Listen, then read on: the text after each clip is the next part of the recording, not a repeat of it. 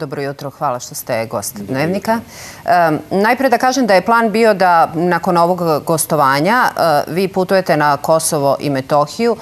Međutim, šta se desilo? Noćas je stigao dopis iz Prištine, to je najnovija vest. Šta se kaže? Dakle, iz Prištine preko delegacije Evropske unije ovde u Beogradu stigao je zvaničan mail noćas da mi se zabranjuje poseta prostoru Kosova i Metohije. Ja sam danas trebao da budem u Zvečanu, da tamo podelim 12 stanova koje je finansirala vlada Republike Srbije. Dakle, izgradili smo i još jednu zgradu, a takođe posle toga trebao sam da budem i u Gračanici, da posetim Luku Dimitrijevića, mladića koji je pre 2 dana pretučen od strane trojice Albanaca samo zbog toga što je šetao svojom ulicom i to otprilike 50 metara od svoje kuće. U tom obrazloženju da mi se zabranjuje poseta, verovali ili ne, stoji to da mi se poseta zabranjuje zbog toga što ugrožavam zdravlje i bezbednost ljudi na Kosovu i Metohiji usled pandemije. A pritom i ja i moj tim koji je trebao da putuje na Kosovo i Metohiju smo revakcinisani. Kako to da Priština se sada poziva na situaciju sa koronom kada treba da mi zabrani posetu, a pritom nije se pozivala na koronu kada je jednostavno jurila i progonila srpske lekare kada smo vakcinisali naše ljude na Kosovu i Metohiji. Ko potpisuje dopis? Kao što rekoh, dopis je stigao preko oficira za vezu, a preko delegacije Evropske unije koja je u Beogradu. I to je direktno kršenje sporazuma o zvaničnim posetama, kršenje svih sporazuma i to u oči osmogodišnjice potpisivanja Briselskog sporazuma koji je u ponedeljak. Ja ne znam šta razmišlja Priština i šta razmišlja Kurti ovakvim ponašanjem kada glavnom pregovaraču Beograda zabranjuje u tehničkom dijalogu, zabranjuje ulazak na Kosovo i Metohiju, kada mi se onemogućuje da posetim svoj narod i radim, dakle, ono zašto sam zadužen u Kancelariji za Kosovo i Metohiju. A šta se promenilo, gospodine Petkoviću, u odnosu na 17. mart? Tada ste slobodno otišli na Kosovo i Metohiju. Znate kako? Umesto da se poštuje sporazum, vi imate proizvoljno tumačenje i ponašanje zvaničnika u Prištini koji kada im to odgovara, odobre posetu, a kada im ne odgovara, kada žele da zategnu odnose sa Beogradom, da provociraju, da vrše pritisak, onda zabrane tu posetu. Znači, oni se uopšte ne rukovode Briselskim sporazumom i onim što je dogovoreno i sporazumom o slobodi kretanja i zvaničnim posetama, nego jednostavno se ponašaju onako kako im odgovara u datom momentu. Ali ovo ne može da doprinese niti dijalogu, zapravo ovakvo ponašanje jednostavno podriva proces dijaloga i na taj način samo pooštrava tu antisrpsku retoriku koja dolazi od strane Prištine. Pa na kraju krajeva upravo ta retorika Prištine i prištinskih lidera o tome da jednostavno su Visoki Dečani bili nekakva vojna baza, da su monasi i igumani ratni zločinci, do toga da će se ponovo uvesti nekakve recipročne mere koje ništa nisu drugo nego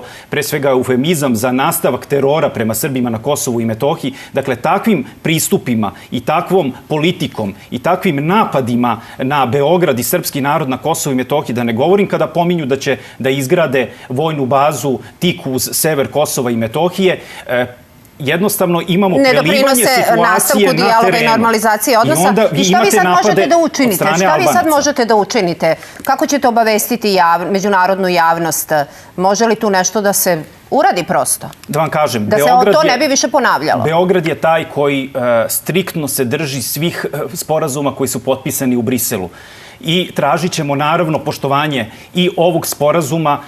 Već smo obavestili sve relevantne međunarodne predstavnike i učesnike i u dijalogu, ali dakle i u Evropskoj uniji. Ono što je važno da se zna da ću ja insistirati da odem na prostor Kosova i Metohije. Dakle, ja radim sve u skladu sa sporazumom i neka jednostavno svi sada vide i konačno i na ovom primjeru ko je taj ko krši sporazum, a ko je taj koji poštuje. Ja sam po svim procedurama i na vreme poslao obaveštenje za moju posetu i poslao rutu kretanja baš onako kako je sve predviđeno sporazuma. Ali, nažalost, sa druge strane, u Prištini nemamo iskrenog sagovornika, nemamo onog koji je spreman da razgovara iskreno da bi se došlo do kompromisnog rešenja. Stvarni život nas opominje i na to sve šta se dešava na Kosovu i Metohiji. Vidimo šta je bilo i u Gračanici i u Mitrovici. Protesti su ovih dana u Gračanici zbog napada na mladića. Šta je ono što Beograd može da učini? Kako može da pomogne? Kako može da zaštiti Srbe? Da vam kažem, ono što je važno da svi razumeju, između ostalog i cilj ove moje posete je bio da umirim naš narod i da im kažem da ne nasedaju na provokacije. Jer očigledno sve ovo što se dešava, svi ovi napadi koji se dešavaju poslednjih dana imaju za cilj da se izazove negativna reakcija ili našeg naroda na Kosovu i Metohiji ili Beograda. Mi na to nećemo da pristanemo zato što znamo u čemu je trik, zato što nećemo da dozvolimo da jednostavno Priština bude ta koja će biti predstavljena kao neko ko zapravo poštuje sporazume, a Beograd je taj koji ne doprinosi miru. Jer, nažalost, situacija je takva. Zapad gleda na takozvano Kosovo kao svoje čedo. A šta god Beograd uradio, da li je to dobro ili loše, uvek se nekako prst upire u nas. Zato je važno da budemo svesni svega toga i jesmo svesni toga, da čuvamo mir, da čuvamo stabilnost. I upravo ta moja poseta i tom mladiću koja je trebala danas da se dogodi, išla bi u pravcu toga da moramo da se držimo zajedno i da čuvamo mir i da ne nasedamo na provokacije, kao što sam rekao. Ali neka svi dobro znaju. Ja molim predstavnike u Prištini da se ne igraju sa srpskim narodom na Kosovu i Metohiji, jer je ovo 2021. godina.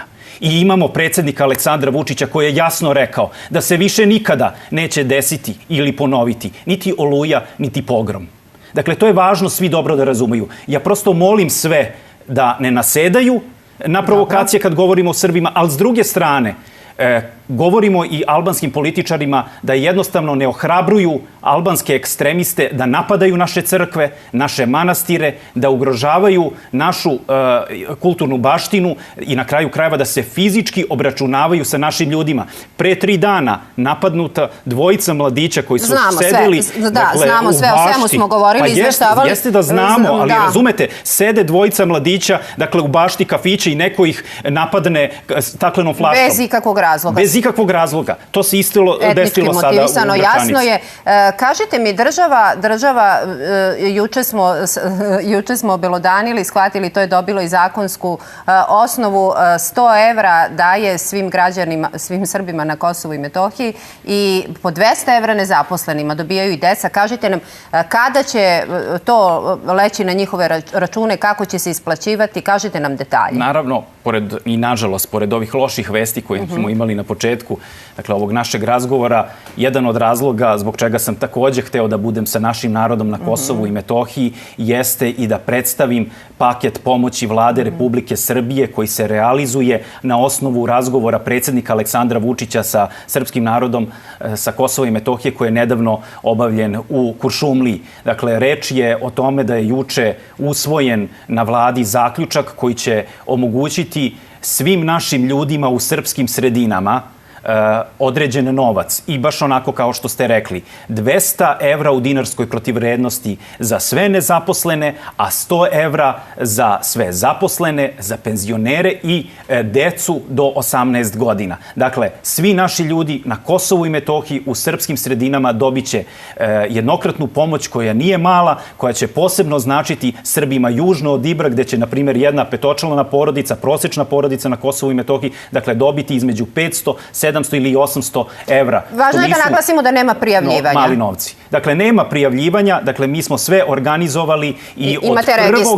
do 31. maja biće isplata preko namenskih računa, poštanske štedionice i dodatno u danima koji slede svi će biti obavešteni o svemu tome, pripremamo detaljnu informaciju, tako da svi će biti ne samo obavešteni, nego i do kraja maja isplaćeni novci koji smo govorili. Pri kraju smo razgovora, samo u jednoj rečenici, ako možete da mi kažete, usvojen je rebalans budžeta, više novca će ići za Kosovo i Metohiju.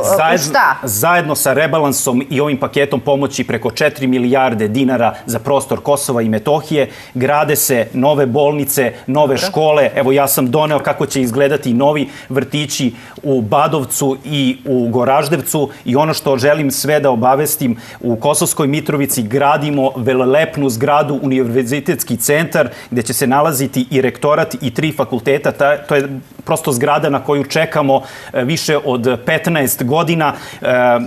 Vršit ćemo rekonstrukciju celog kliničko-bolničkog centra u Kosovskoj Mitrovici. Takođe, gradi se nova bolnica iz temelja u Gračanici i mnogi drugi projekti, zahvaljujući tome što danas u budžetu imamo dovoljno para i što možemo i više novca da izdvojimo za prostor Kosova i Metohije. I za kraj želim samo još da kažem da smo juče imali ukupno oko 15.000 naših građana sa prostora Kosova i Metohije koje smo vakcinisali na 3 punkta u Kuršumliji, Raški i Bujanovcu i 12.000 revakcinisanih. Nastavljamo i sa tim procesom. Za sve naše ljude obezbeđujemo i besplatan prevoz, tako da je samo potrebno naši ljudi da se prijave. Naravno i oni koji direktno dođu na te punktove mogu da se vakcinišu. U svakom slučaju, Vlada Republike Srbije, predsjednik Aleksandar Vučić se bore za Kosovo i Metohiju, borimo se za mir, nova radna mesta i bolji život naših ljudi. Hvala, gospodine Petkoviću.